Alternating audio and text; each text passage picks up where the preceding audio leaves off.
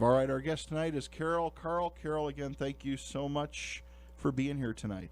Well, again, thank you so much for having me. I want to say, first of all, can I, take a second here and say, everybody in chat, oh, my God, you guys, you got me choked up, literally. But no, seriously, talk about the cyber wind beneath my cyber wings. It's those guys in chat. They are just absolutely, each and every one of them, unique and amazing, and wow, what a place that, and you guys brought it all together here. Ta-da.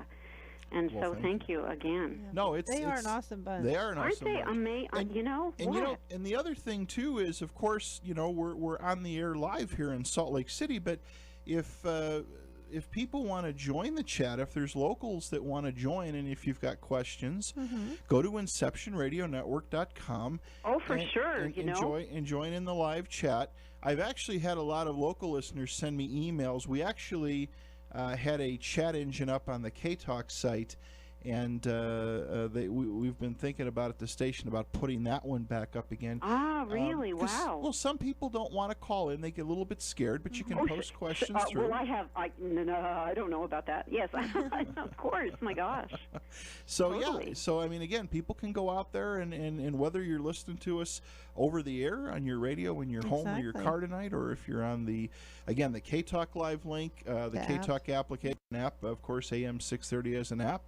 You can download on your tablet or your iPhone, and then, of course, the Inception does as well. So there's plenty of ways to hear us, and without a doubt, the inception of the Internet and this type of programming, I think, is so great.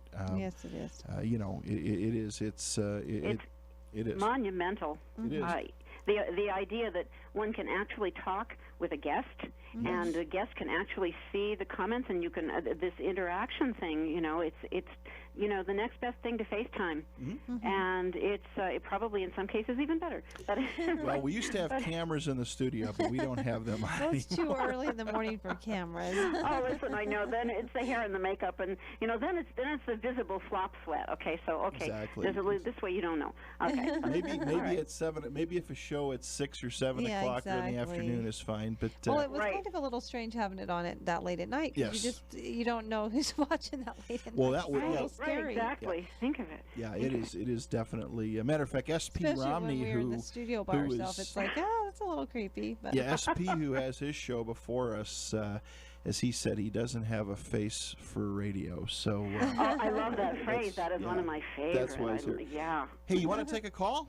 Sure, you betcha. I'll do that. Sure. I think I know it is on the line, but let's go ahead and take it. Okay. Caller, good evening. Welcome to K-Talk and the Fringe Radio Show. You're on with Carole. Good morning, Pat. Good morning, Carole. And good morning, Carole. And good morning, Bill. Hi, Bill. This is Bill, New York. This is how are you, right? How are you tonight, Bill? I'm doing great. It's great to hear Carole. Actually, it's actually great to hear both Caroles. Can you believe it? It's we're in harmony here. It is an honor and a pleasure to speak with your guest because I have so much utmost respect for her. Oh my she God, is such honey. a wonderful person to communicate and speak with on a daily basis. It's actually, it makes it so much more important for me to be a part of this because it's such an important thing for me that I'm getting a little emotional because that when we engage in that chat room, it's like a family, and it's such an awesome, wonderful experience, And like she mentioned, you guys are the reason we're here. You brought us all together, Well, I'm glad we did something. And it's just a wonderful experience, and we all look forward to it every evening. For me, it's morning, but we look forward to it. Right. And I just want to ask Carole, the guest Carole, one question because we speak about it in the room all the time. We all talk about our individual things that we have gone through in our lives, but I want to know. She said she had one sighting or in her lifetime, and I just want her, if she can, to go over it a little bit on the radio and discuss it so we can hear it. It's one thing to see it being typed up, but for her to actually speak about it, I would like to hear her talk more about that one time. And also, sure. I'm going to hang up because I'm not going to be a hog. Okay. Okay, but also, if you could go into your music a little bit, too, because you're a wonderful musician, by the way. Oh, my gosh, you guys are amazing. Okay, well, now, sighting, now, Bill, do you specifically mean like as in something in the sky sighting? Yes. You mentioned before, that you did have some kind of sighting that you've seen. Yes, and it has no punchline. Of course, you know the way I guess an awful lot of folks, and it's one of those things you kind of, for a while, it's sort of I can't let go of this. I'm going to get to the what could this have been, and you maybe make a drawing and you pinpoint it where it was in terms of like, well, it was a hand's width away from the neighbor's tree, and the lighting was this, and so on and so forth. And while I didn't report this to MUFON or NUFORC or any other agency, are there any other agencies? But I didn't report it. I didn't do that simply because it was kind of brief. My husband and 2 children saw it, so I knew I wasn't kind of like losing it. It was there. We did not, of course, get a picture or any kind of reproduction, any kind of image of it whatsoever. I'll just simply say the strangest thing about it was what happened beforehand, which was, I don't know, this little intuitive thing that said, go outside and look up at the sky. Right, okay, so, and I did, and I saw, I have no idea how wide it was. It looked as though it was probably 100 feet long. I had just seen a banner at the high school that was 100 feet long, so I, measured it in my head. It was probably at least 100 feet up, and it continued to ascend. It was bright yellow.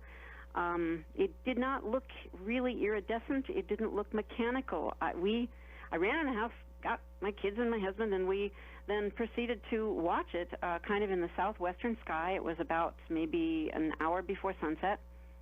Late spring, I believe, and it was kind of it did this wonderful, we called it an air snake because it just sort of did this up and out of sight dance for probably, we probably watched it maximum of 4 minutes. Wow. Yeah. And no confirmation, so I don't know. I'll never know, Not the most dramatic, but certainly kind of like because we had never seen, we've lived here quite a while, and there never has been, any particular thing. I suppose it could have been some sort of balloon that deflated, or some kind of advertising banner that got carried up on the right, Of course, I want to think it was something, mysterious. It was a UFO. Yeah, I think so too. Because I don't know what it was. Well, it's cool that everybody saw it, though. As I was really flying cool. it. Yeah, it was a fun moment for sure. Yeah, it is nice. Indeed, Bill. There you go, Bill. Bill, not as dramatic as yours. Answering that, and again, it's wonderful to hear you on the show, and Bill, I look forward to speaking to you in the future. Yes, we will do this again.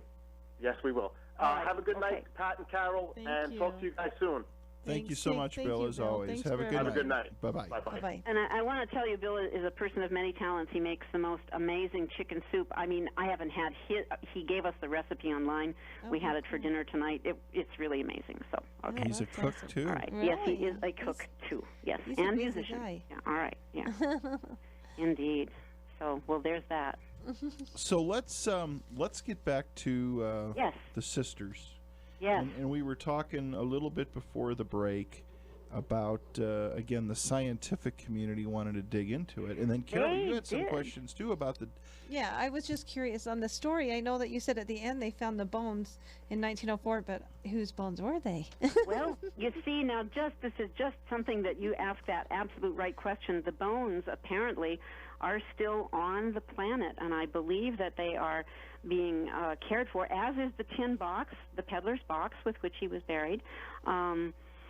I believe the bones are in the hands of the Lilydale Spiritualist Assembly, and whether or not any kind of, I suppose it's quite possible a DNA could be run, but then what would we find? We would find probably Charles B. Rosna. Oh, by the way, his name is really spelled as much as the majority of the times you see it, it's spelled Rosna.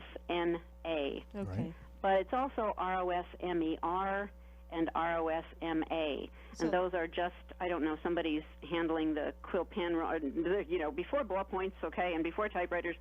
So there was a lot of typo stuff to do with changing people's names. no, he's the one that gave him the messages, right? That's right. And now, how was the murdered spirit, right? He was murdered then, you said, right? Yes, and we have not gotten to that part. Okay, go ahead. I'm sorry. Which is kind of, it really is pivotal, actually, when you think about it. And it's the hardest part, of course, of all for me to talk about. It's kind of like, yeah, this no matter where you come down on whether his spirit contacted anybody ever, he really existed and he really was murdered. He was a peddler who stocked fabrics, thimbles, sewing notions. I don't know, I sort of think of the peddler in Oklahoma. I don't know, the musical comedy. I don't know if that's accurate or not, but a lot of, pans and pots and potions and things like that. And he would come and go, and his trek took him past the Hydesville cottage that would become the Fox family cottage. Now, before they lived there, there was another family, and before the other family, there was a man by the name of John C. Bell and his wife, and we do not know her name. For some reason, I'm not sure of. But Mrs. Bell, they had a hired girl by the name of Lucretia Pulver, and she's kind of pivotal. They lived there, and the peddler, Charles B. Rosna, would go past the house, and he would pitch his goods. And in so doing one day, Lucretia Pulver, the hired girl for the Bells, said, I would love to have some of this fabric. It was a piece of Delaine, D-E-L-A-I-N-E. I have no idea, but it's a kind of wool fabric, I guess, by the yard. And she wanted it, but they had not paid her recently, and she was going to have to get the money from home, which was some distance away. So it was arranged he would stop by the next day, and he never did, because sometime during that night, a little after midnight, he was murdered by the Bells. His throat was cut with a butcher knife, and we know this basically because of his spirit, and or the communication from his spirit. This is the allegation. Later, however, in the deposition given to attorney E.E. Lewis, Esquire, it is mentioned that Lucretia Pulver was given a coat that she had seen the peddler wearing. The coat had rips in it. The lining was torn. Mrs. Bell said, I want you to take this coat and mend the rips and make it over to fit my husband, John. Well, it was Charles B. Rosna's coat, and Charles had been murdered for the $500 that was in the lining of that coat. Now, was there any ever research on maybe his family or anything? I wonder if he tried to contact anybody else. He had 5 children. This is Carole, I just tried so hard to find this out. He had 5 children, according to the raps that he communicated, and a wife who had died since his death.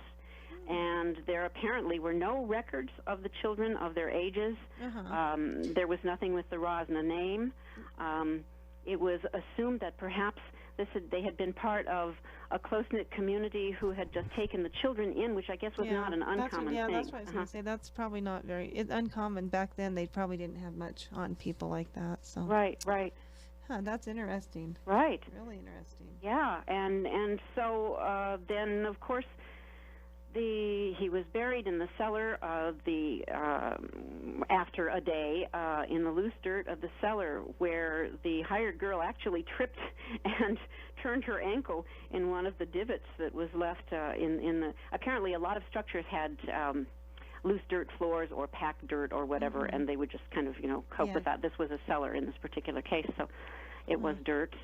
But the interesting thing is that the description of his burial site was just off enough to prevent the bones from being found, the full skeleton from being found. They found some shards of crockery that were alleged to be, this is graphic here, but the crockery was alleged to be parts of a pot that was used to catch his blood as he was dying. And the bones were, while a local doctor, I don't remember whether it was a doctor or a vet, said, yes, these are probably human bones. It was never really established.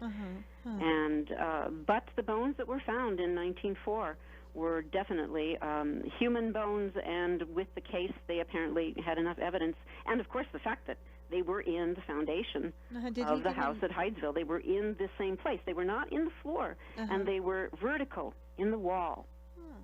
Did he give information of the person that did it to him, the name? Well, yes, he did. And he says, see, this is the plot thickens. And this is, he said that John C. Bell killed him at 12 o'clock on this night, I believe in the month of November in 1843, and murdered him for the $500 in the lining of the pockets and the pockets of his jacket.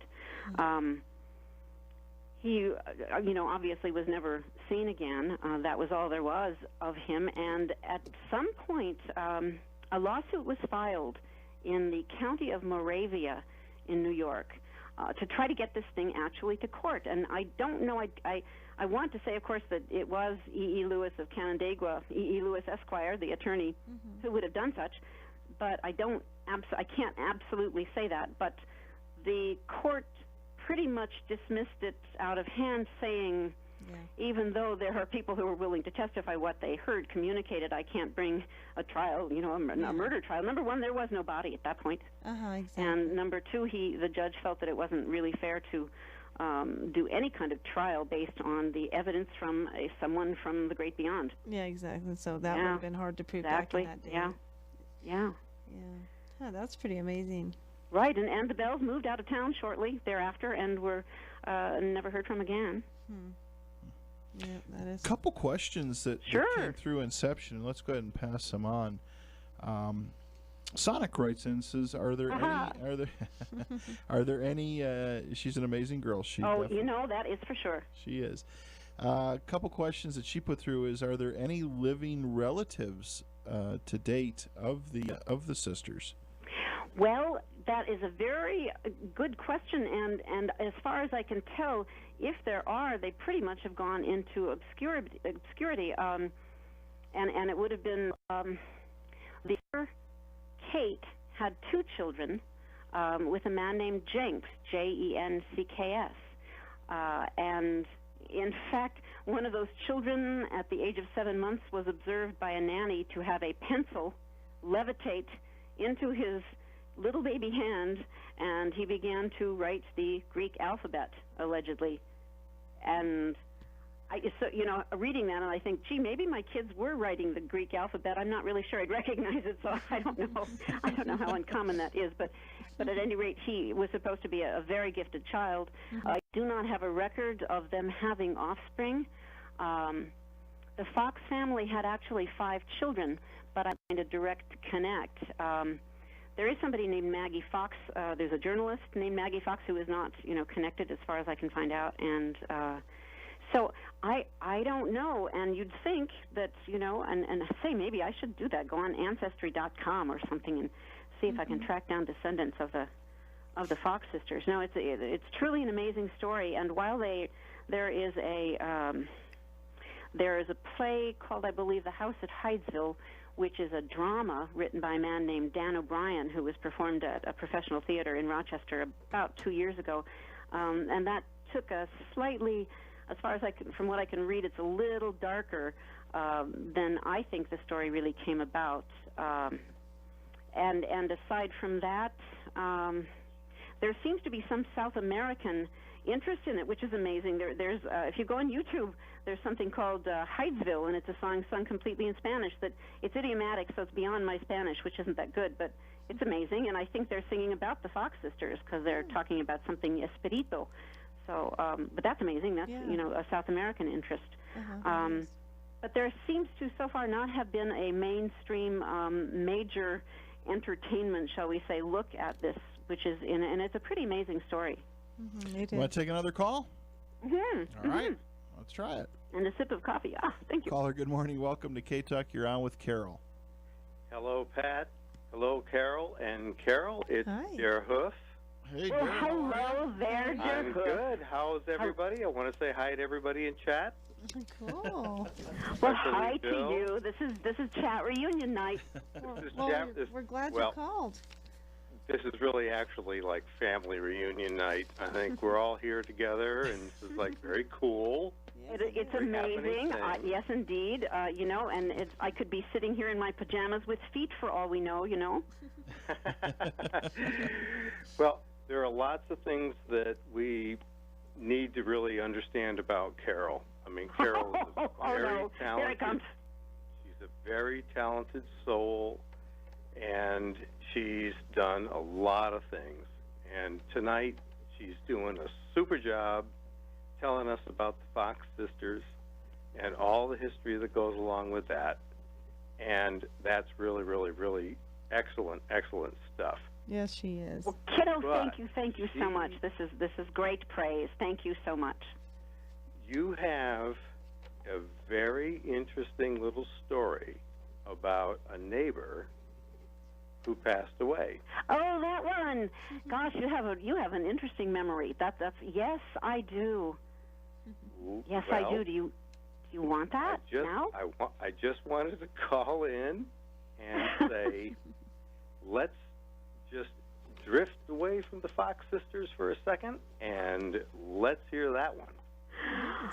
I know what he's talking about. It's kind of it's an amazing. Hello, but anyway, goodbye. Hello, are you still there?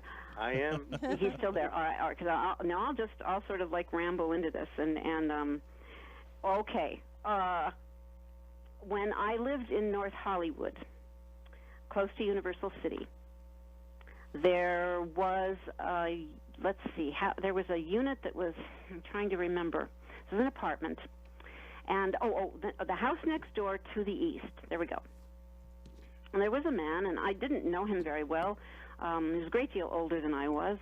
And he worked for various animation studios, but mainly he worked for Walt Disney. And so I'm thinking he probably was just responsible for so much of, you know, what made us go ooh and ah in the old Walt Disney things. And his name was Harrison. And so it's kind of, you know, when people ask me, have I ever seen anything I can't explain, what happens in my mind is this little joke of, no, just Harrison, and he was dead. He was just a ghost. So it's kind of like, all right, I saw him. I was washing the windows. So my hand was, whatever part this might play in the brain, visual part of it, I don't know. My hand was making gestures kind of in front of my eyes as I was washing this window. And then, so off to my left, up the driveway, this would be to the north, there's Harrison in his plaid shirt and his khakis, and there's Harrison, and as I'm washing the window, oh, there's Harrison, he's dead. Okay, it was really kind of an amazing moment. Okay, and I blinked hard a couple of times, and he was gone. Now, I barely knew him. I don't know what. I am very tempted to think that from what I've read, this was what's called a residual haunt, because there wasn't any back and forth, and there, as in life, there really, I didn't know this guy very well at all. We would, you occasionally say hello if we crossed paths, of course, but did not know him. So yeah, well, that's it. Well, what a memory, and that's that story about Harrison. Very interesting story. Yes, it is. Yeah. Guys, I actually, I think this goes a lot to the fact that we are like spiritually connected to one another in different ways, and this crazy chat room. Carole talked about it earlier tonight when she first came on about the chat room, and there are so many of us in here who have had experiences and things, and we just connect so much to what we've experienced and support each other. And to hear Carole, one of our chat room dudettes and dudes who are here actually on the air tonight on Fringe, is just like absolutely the ultimate thing. Oh, bless your heart. So awesome. what a sweetheart. Well, and, you know, I just want to say it's incredibly awesome for yours truly here. You know, awesome and surreal and all those just other just amazing things because, you know, I'm such a huge fan. So, wow. It's awesome to have you guys here. You know, I've got to tell you, we are such huge fans of Fringe. Oh, yeah. And Pat, brother, dude, I got to tell you, man, you do such an enormous job of getting the fringy things out on the air. Sandy, Salt Lake City, all you local folks in Salt Lake City, woohoo! You guys are so lucky to have the Fringe radio show on. I mean, seriously, man. I mean, I am way off over on the East Coast. And I am so jealous of the fact that you have Pat doing this show for you guys almost every night. And how in the world he does this show every night, I don't know. Every night. I mean, yes. Let this be noted. Oh my gosh! Except every night except Sunday, right? Right. Yeah. Right. All right. Well, yeah. we feel, for us, we feel that, and I've said this several times, we feel that while we're not paranormal researchers or ufologists or cryptozoologists, we feel that our deal is that we're supposed to be here to do this and kind of share the open-mindedness. Again, we thank you for the kind comments. It's a lot of work to do it, but it's a lot of fun. And of course, we want to thank the owners of K-Talk, of United Broadcasting, to allow us to do it, because there's a lot of stations, independent radio stations. They're far and few between with all the big media stuff out there, and it's kind of cool to find people here that support us all the time, and of course on Inception and what have you. So it's we'll keep on plugging along, and you must. We may change the format up a little bit every now and then, but we just keep Pat, going. Pat, I've got to tell you, you got to find a way for Go Green Carpets to deliver their services way out east. See, yes, we don't need flying carpets. We need flying carpet cleaners.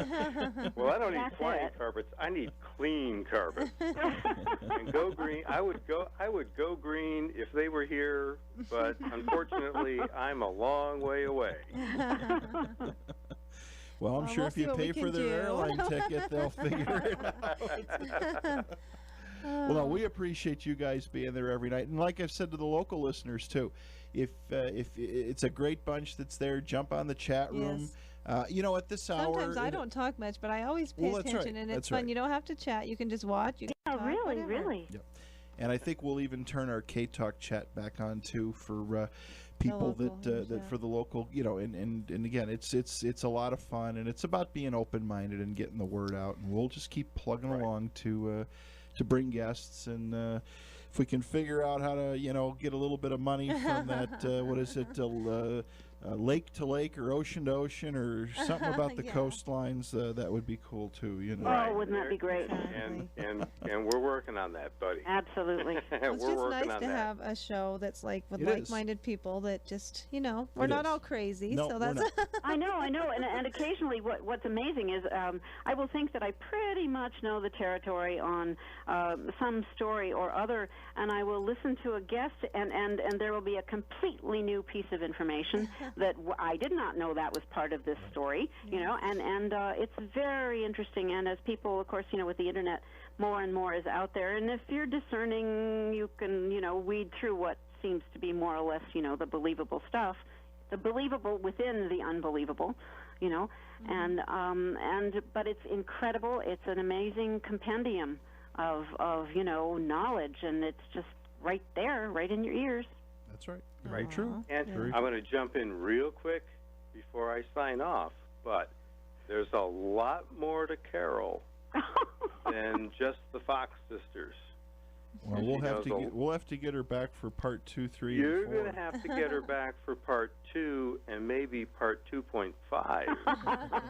That's right. I'm really a hybrid alien, and this is my 8th incarnation or something. Not as far as I know. Not as far as I know. No. But all right, you guys. I love you. All right, Dur. Have a good night. Thanks for staying up as always. Take care. Okay. Take care. Signing off. Good night. Love you guys. All right. Love Good you. night. Good night. All right, everybody. Welcome back to the Fringe Radio Show. Our guest, Carle. Thank you, Carole, for being here tonight. Yes, thank you. Thank you, Carole and Pat, for having me. And I do have to say, during the commercial break, we were having a discussion, and it's true. If it wasn't for my Carole here, we wouldn't be on the air, because I had some other plans to do radio again. So wow, she's the one I'll who talked be us in. darned. So, oh my gosh, then. So, Carole, we bow to you. No, I was giving him a hard time. I was telling him don't let his head get too inflated Well, by the time we get home. Carole will be back in about a month now. She'll be doing special projects. Because I'm going to have to deflate it when we get in the car. So That's hysterical. Well, listen, I'll tell you, you guys, you should really, totally, I don't know any 2 people on the air who deserve to be as inflated as you guys. Cause, wow. And, no, he's really good. He's been doing I can't even talk tonight. He's been a radio operator for a long time, and I knew that when we had the opportunity, I knew he'd be a good host. Well, He's did awesome. radio back in Chicago a long time ago. But, and you did that, and you've been you're good. Been a wow. And Pat, am I correct? Do I understand that you are a musician and you play the Hammond organ? I do. Mm-hmm. Aha. Yeah, I Some do. little internet bird told me at some point. I don't know. Maybe were you talking about it? Perhaps. Might have been talking about it to Bill. Ah, there we go. Yeah, he's really good at it, actually. Wow. Yeah. Just don't quit your day job. No, yes, such advice, isn't it? Well, how about you need to get like some sort of portable keyboard and haul it into the studio there, and you can play for us. Well, Bill actually. You could do a whole band. Bill could play. Yeah, you could play, and Carole could sing. Oh my gosh! We'll rope my husband Ted in there on that somehow. Yeah. And my son plays guitar, so hey, cool. there we go. There all right, Start a whole band. We could. I could do the little dinger thing like I used to do in junior high. Well, the triangle. Yes, I got a triangle. That's about all I'm good for, but there you got one of those, I can do that. Well, listen, I also we know why. I have 2 theremins. The theremin, the thing that makes the woo. I have 2 of those, yeah. I could do a harmonica. I can do that. There we go. You can do that, yeah. I'm not saying good, but I can do it. So. My gosh, the IRN band. I can just see it now. We could make millions. Heck, if Bill Bean and Keith Age can do it. Yeah. Hey, exactly. Yeah, right. Your tones. Yeah. If they can, and hopefully he's doing better. Oh, Keith I hope so. Had a massive heart attack back in February. Oh, I did not know that. He is. He's recovering. I hope he's doing good. Good. But, just a great guy. We've had him on a couple of times. He's awesome. Right, I've heard him. He's fascinating. Need to get him back on again. But no, Bill is. He's amazing. All his stuff that he's put together. Oh, is it the drums he plays? He plays I guitar. know. He does it all. Drums and guitar. Guitar and keyboard. Exactly, and it's Bill putting his stuff on SoundCloud, and I went, wait a minute, maybe I can do that. So he was an amazing inspiration. He is. For that, and yeah. And what's curious too? I was thinking the other day, how many people have an overlap of yes, the performing arts, but specifically music and unusual occurrences in their lives. Whether it's a paranormal, spiritual ghost kind of deal, or whether it's UFOs. That's a very interesting thing, I think. It is. It is. One other question came in. This is interesting. It says, is Carole aware of the movie about the Fox sisters called The Spirit Game? I am not. Well, there you go. Well, throw it at me. Wow. Look that one up, huh? Yeah. Wow, The Spirit Game. I wonder if it has an IMDb. I'm just going to actually write it down with an old-fashioned pen and paper here. I have one of those too here. So isn't that amazing? Yeah, there's still a few left around. I guess I don't know. And that's a question that came in too. Has anybody done? Are you aware of any paranormal investigations that have been done at those locations back east? And that is just something, isn't it? Because I believe the house in Rochester. On Troup, T-R-O-U-P Street still stands, where Ann Leah, her total name, at the moment of her death, her name was, let's see if I can do this, Ann Fox Fish Brown Underhill. Oh my goodness, that's a long name. I name. think that's right. And a lot of it had to do, one of her marriages, just quickly to go off the track, for a woman to be of a certain age and have responsibilities and have a child, and be, quote, a grass widow. In other words, her husband had left her. It sort of was on the big diss list. It was like you were not going to get any respect with that status. And so occasionally there were marriages that took place pretty much just to give a woman some honor and respect. And when she married Calvin Brown and became Mrs. Brown, that's who it is. That's who it was. But no, she. What was the question? I'm sorry. About the movie called The Spirit Came. It's getting late, so it's don't know that. Yes, it is getting late. Oh my gosh! This is one digression too many. No, it had to do with specifically with this particular sister, I believe. But by gosh, if you guys don't remember and I can't remember, then it's going to have to just fly out there forever. Interesting. So you worked with change the subject a little bit. Oh yes, okay, tilt. Okay. You worked with Robert Redford. That I did. How was that? That's Fun? what I was going to ask. It was so astonishing. Now, I was really too young to totally get it. As far as like, this is groundbreaking in my career. I kind of knew that because it was my first film after lots and lots of musical stage and working with some, pretty big stage people. This was the first film deal ever. And I had not seen Butch Cassidy and the Sundance Kid, which probably was a very good thing, because the awe factor would have been like, oh my gosh. And he was an amazing gentleman. He was really kind and good-hearted and just all the good kind of actory Hollywood that you might think. Yeah, he of course he's got the little place out here in Utah, and he does his right. own festival. And okay, just coincidentally, I found this out maybe ridiculously short length of time ago that.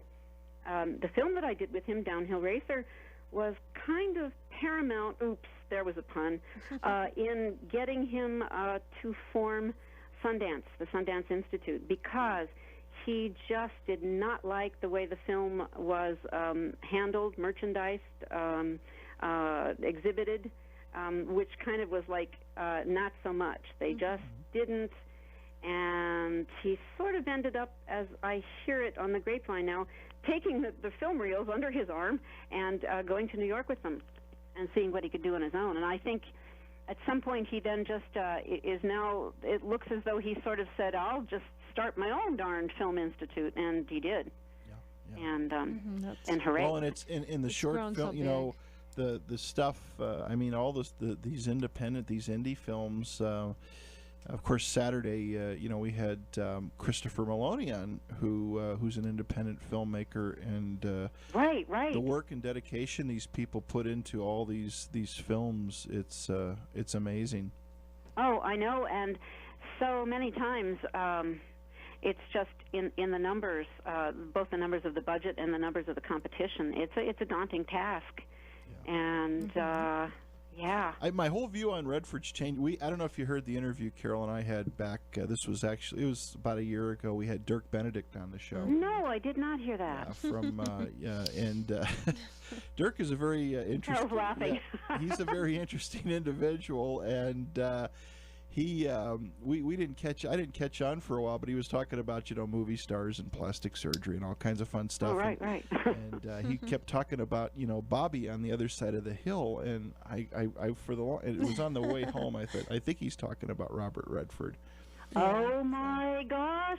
Yes, Bobby on the other side of the hill, west of the Wasatch, right? Yes. Oh my gosh, it was a really fun interview. Oh, it was a great interview. I did not figure that he would. He very just interesting gentleman to listen to him talk. You would not, when you see him on A-Team and in Battlestar Galactica. Right. That's totally, where I know the name. Yeah. Yeah, totally different behind the scenes. But yeah. And then you worked with Leonard Nimoy. I did. That was a treat. I certainly knew who he was, and and of course, without the pointy ears, there were no pointy ears, because this was Mission Impossible. And, deep voice, really just kind of like, he would be 3 feet away from you, and you could, and speaking even, at microphone volume, you could just feel his voice in your chest. It was... How was his personality? Was he pretty nice? He was nice. He was a little reserved. He was a little quiet. It was kind of the thing where there wasn't a lot of time for back and forth. Yeah. Oh, I remember too, the sun. This was forever, 300 years ago, but the sun was in his eyes, and so they got him one of these wonderful, mesh goodies called an eye light, so you don't have to squint. And another funny thing, there's a scene toward the end of that little scene. There's a part where a limousine takes off kind of down a street or down an alley or something, and his son, who I think was about 9 years old or something at the time, his son was curled up in the back seat, kind of down on the floor. So he was in the shot, but not in the shot. And I think that was, an indication, Mr. Demoy and his family had a lot of good times together. Mm-hmm. And, what a guy. Yeah. Fun stuff, huh? Yeah. Do you now? Are you doing any acting work at all, Carole? Now? No, boo-hoo. I've fallen into that category, of oh my gosh, she's that age. Well, she's just an invisible person. But no, but I am working on some things that may just out of needs get me to sing a role or to we're trying to musicalize Seance. That's what we've been working toward for some time now, my husband Ted and I, and it's a long haul, but it's just it's very inspiring, and it's kind of and now that he's retired, we have so much more time to not work on it. You know how that happens. Yeah. And you've got I've listened to your stuff out on SoundCloud. Real amazing. Yeah, you have a beautiful voice. Are you gonna do an album or a CD? That's so funny. Durr from chat asked me that same thing, and a shout out to Sky. Yes, it's free, but it's $29.95 with shipping and handling. That's all right. That's never occurred to me. It's kind of like theirs for the taking. Anybody who might want to listen to it. My gosh, that's. Mm-hmm. I think it's all about sharing. I sort of subscribe to that funny thing about. Where did you get that song? And I don't know where I got that song. It just sort of, came to me. And a lot of stuff just, it's sort of like, wow, it's there, listen and write it down kind of thing. Yeah, that's awesome. It sounds like you're having fun. That's nice. Of course, with big, lots of nothing time in between. But wow, better than a tight schedule, I think. Yeah. No, it is. Yeah. Carole, we've got to wrap it up for tonight. 2 hours went. Fast. Yeah, it went fast, and we need to get you back on again. Oh my God! Talk about more of these subjects, and it was a lot of fun, and that's what it's all about. I'm at your absolute disposal, and Cousin Carole and Cousin Pat. This has just been a real treat, and thank you so much. And to everybody out there, sleep warm and well and tight and everything, and love and light and all of that stuff. Exactly. Well, you have a wonderful night, and thank you so much. Yeah, it was an honor to have you on and talk about all these subjects, and we'll stay in touch. Exactly. And you're always there all the time. So we'll do it again. BFFs, all right. Okay, you guys, all right, thanks Carole, so much. have a good night. Take care. Okay, you too. Take care. Bye-bye. Bye-bye.